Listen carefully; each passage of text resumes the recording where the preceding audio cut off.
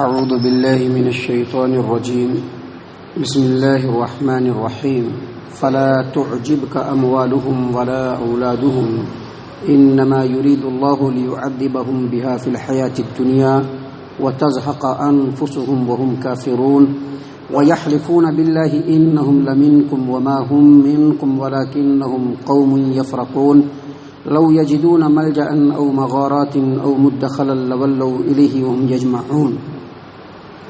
محترم سامعین کرام، یہ سورۃ التوبہ ہے۔ سورۃ التوبہ سورہ نمبر 9، اور اسی سورت سے ابھی آپ کے سامنے آیت نمبر 50 پر 5، 50 پر 6، 50 پر 7 یعنی 55، 56، 57 یہ 3 آیات آپ کے سامنے تلاوت کی گئی، اور ان آیات میں بھی اللہ تبارک و تعالیٰ نے منافقین کا ہی تذکرہ کیا ہے، منافقین کی مذمت بیان کی ہے، ان کی ذلت و رسوائی کو بیان کیا ہے، اور بتلایا ہے کہ کس طرح سے وہ لوگ مدینے کی زندگی میں انتہائی ذلت و رسوائی کی زندگی گزار رہے تھے۔ اللہ تبارک و تعالیٰ فرماتے ہیں، اے مسلمانوں، اے نبی اکرم صلی اللہ علیہ وسلم، فلا تعجبک اموالہم ولا اولادہم، ان منافقین کے مال اور اولاد تم کو حیرت میں نہ ڈالے۔ انما یرید اللہ لیعذبہم بها فی الحیاۃ الدنیا، بے شک اللہ تبارک و تعالیٰ چاہتا ہے کہ ان کے اولادوں کے ذریعے سے، ان کے مال کے ذریعے سے اللہ تعالیٰ ان کو دنیاوی زندگی کے اندر عذاب دے، اور جب ان کی جان نکلے وَتَزْهَقَ أَنفُسُهُمْ وَهُمْ كَافِرُونَ، اور جب ان کی جان نکلے تو اس وقت بھی وہ حالت کفر میں ہی ہو۔ معزز سامعین کرام، مدینے کے اندر جو منافقین تھے وہ لوگ ان میں سے اکثر بلکہ سبھی ذرا بڑی عمر والے تھے اور مالدار ٹائپ کے تھے، بالکل مالدار لوگ تھے، اور ان کی عمر بھی بڑی ہوئی تھی۔ اور منافقین کا جو اصل مطمح نظر ہوتا ہے، ان کا اصل جو پوائنٹ آف ویو ہوتا ہے، ان کی جو اصل چاہ ہوتی ہے اپنے مفاد کو دیکھنا، چاہے دینی معاملات ہو، دنیاوی معاملات ہو، جو بھی معاملات ہو، اپنے مفاد پرستی کو ہمیشہ سامنے رکھنا، یہ منافقین کا مطمح نظر ہوتا ہے، ان کا پوائنٹ آف ویو ہوتا ہے۔ اس طرح سے جو مادیت پرست اور دنیا دار ٹائپ کے لوگ ہوتے ہیں، بالکل انہی کی طرح سے منافقین کی نظر میں بھی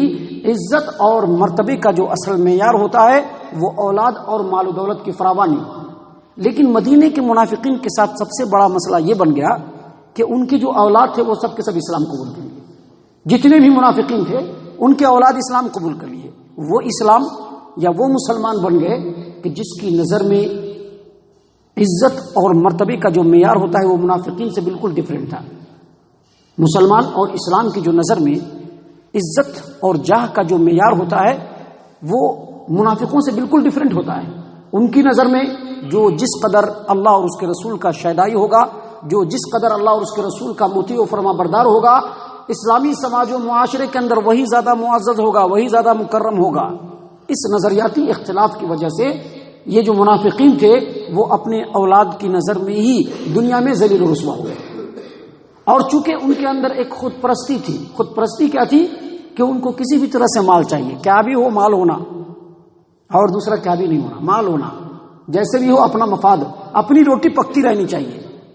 اور اسی چکر میں وہ لوگ اپنی پوری زندگی صرف 99 کی چکر میں ہی گزارے، اور اسی حالت میں ان کی موت ہوئی، اور جب موت ہوئی تو وہ لوگ حالت نفاق میں ہی گئے۔ اللہ تبارک و تعالیٰ نے اسی بات کو یہاں پر بیان کیا کہ اے محمد صلی اللہ علیہ وسلم، ان لوگوں کے مال اور ان لوگوں کے اولاد آپ کو حیرت میں نہ ڈالیں۔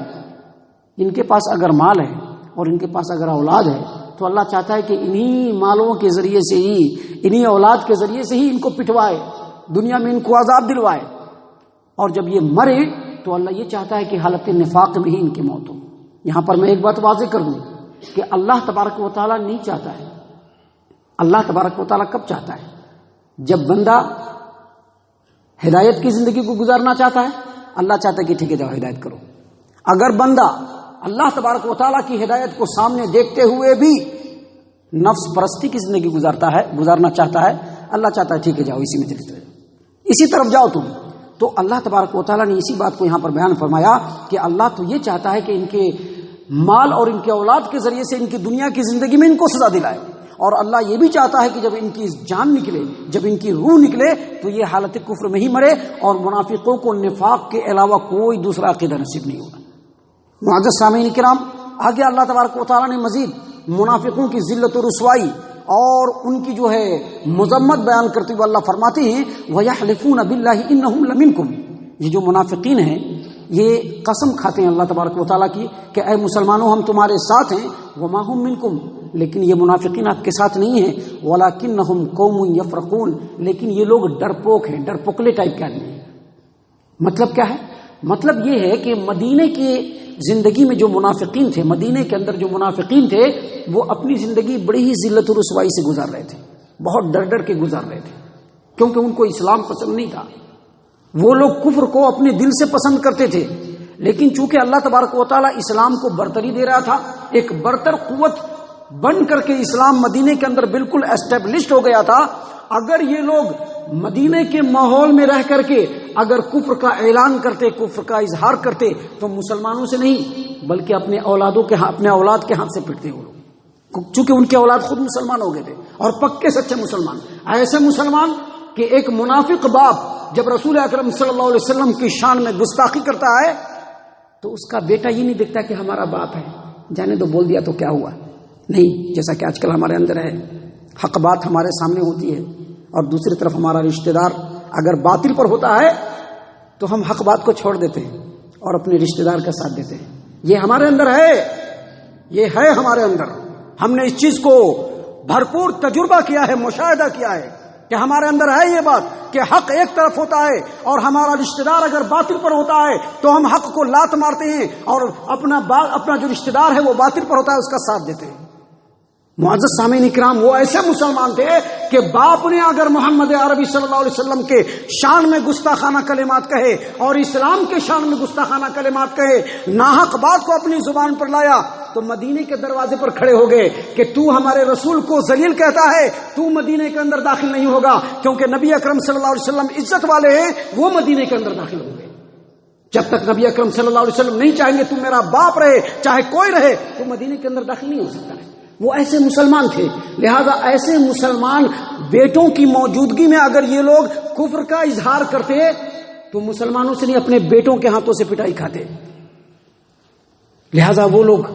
ڈر ڈر کر کے مدینے میں رہتے تھے، مدینوں کو چھوڑ بھی نہیں سکتے تھے کیونکہ ان کو اپنے مال سے بڑی لگاؤ تھا، اگر مدینہ چھوڑتے تو اپنے مال اور جائیداد سبوں سے ہاتھ دھونا پڑتا، یہ چیز ان کو گوارا نہیں تھا۔ اب مشکل سے مدینے میں رہ رہے ہیں تو مدینے میں رہتے ہوئے ان کو اور زیادہ پریشانی ہے، کیونکہ ظاہرداری کے طور پر ان کو نماز بھی پڑھنا پڑ رہا ہے۔ وہاں پر صحابہ کرام کے زمانے میں،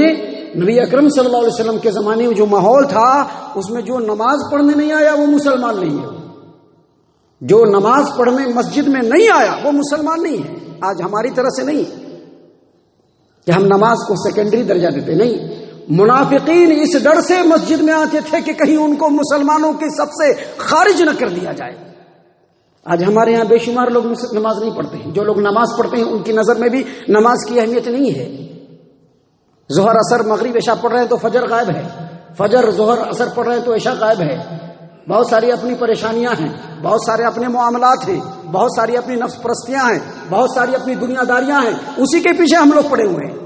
لیکن یہ جو منافقین تھے مدینہ چھوڑ بھی نہیں سکتے تھے، کیونکہ مدینہ چھوڑے تو جو جائیداد، جو مال و دولت جس میں ان کی جان اٹکی ہوئی ہے، جن کو انہوں نے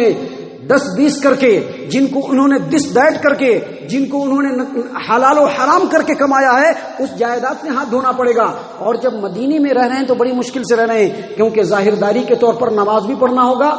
اور صدقہ و خیرات بھی کرنا ہوگا۔ اب اسی گو مگو کے عالم میں پڑے ہوئے ہیں اور مسلمانوں کے سامنے قسمیں کھا رہے ہیں کہ اے مسلمانوں ہم تم میں سے ہیں، لیکن اللہ تبارک و تعالیٰ نے کلام پاک کے ذریعے سے مسلمانوں کو بتلا دیا کہ یہ منافقین ہیں، یہ مسلمان نہیں ہو سکتے، لہذا ان کو بھی اب مسلمان سمجھنے کے لیے ریڈی نہیں ہے۔ گویا ان کا جو معاملہ ہے، ان کے جو حالات ہیں، ان کی جو حالت ہے وہ دھوبی کے کتے کی طرح سے ہے، جو نہ گھر کا ہو سکتا ہے اور نہ گھاٹ کا ہو سکتا ہے۔ اللہ تبارک و تعالیٰ نے اسی بات کو یہاں پر بیان کیا کہ یہ منافقین وَيَحْلِفُونَ بِاللَّهِ إِنَّهُمْ لَمِنْكُمْ، یہ منافقین اللہ کی قسمیں کھا کر کے کہتے ہیں کہ ہم تمہارے ساتھ ہیں، وَمَا هُمْ مِنْكُمْ، لیکن وہ تمہارے ساتھ نہیں ہیں، وَلَكِنَّهُمْ قَوْمٌ يَفْرَقُونَ، لیکن یہ لوگ ڈرپوک ٹائپ کے آدمی ہیں، ان کے اندر ہمت اور حوصلہ نہیں ہے۔ معزز سامعین کرام، آگے اللہ تبارک و تعالیٰ مزید منافقین کے حالات اور ان کی ذلت و رسوائی کو بیان کرتے ہوئے کہتے ہیں کہ لو یجدون ملجأ او مغارات او مدخلا لولوا الیہ وهم یجمحون، اگر ان منافقین کو پناہ کی کوئی جگہ مل جائے تو فوراً بھاگ جائیں. اگر ان منافقین کو کوئی غار مل جائے، اگر ان منافقین کو زمین کے اندر کوئی سرنگ مل جائے، یعنی چھپنے کی کوئی بھی جگہ مل جائے، مسلمانوں سے دور بھاگنے کی کوئی بھی جگہ مل جائے، تو یہ دوڑتے ہوئے بھاگ جائیں اور وہاں جا کر کے پناہ لے لیں، مسلمانوں سے چھپ جائیں. کیونکہ بظاہر تو یہ مسلمانوں کے ساتھ ہونے کا دعویٰ کرتے ہیں، لیکن دلی اعتبار سے یہ لوگ مسلمانوں کے ساتھ نہیں ہیں. مسلمانوں کی عزت، مسلمانوں کی شوکت، مسلمانوں کا احترام، مسلمانوں کی فتح، مسلمانوں کی نصرت اور اسلام کا غلبہ ان کو ایک آنکھ نہیں بھا رہا ہے، اور اسی غم و غصے میں پڑے ہوئے یہ تڑپتے جا رہے ہیں. ان کو موقع نہیں مل رہا ہے، موقع ملے تو بھاگ کھڑے ہو. معزز سامعین کرام، یہ منافقین کی بحث ہے جس کو خصوصی طور پر اللہ تبارک و تعالیٰ نے اس صورت کے اندر بیان کیا ہے. وجہ یہ ہے کہ مسلمانوں کو ہمیشہ نفاق سے ڈرتے رہنا چاہیے. یہ نہیں سمجھنا چاہیے کہ ہم مسلمان ہیں تو ہمارے اندر نفاق نہیں آ سکتا ہے. ارے ابو بکر صدیق رضی اللہ عنہ ڈر گئے تھے کہ وہ منافق تو نہیں ہو گئے. حذیفہ رضی اللہ عنہ ڈر گئے تھے کہیں وہ تو منافق نہیں ہو گئے. تو اس طرح کی جو باتیں ہیں اگر ہمارے سماج و معاشرے کے اندر پائی جاتی ہیں یا ہمارے اندر پائی جاتی ہیں، اس کا مطلب یہ ہے کہ نفاق کا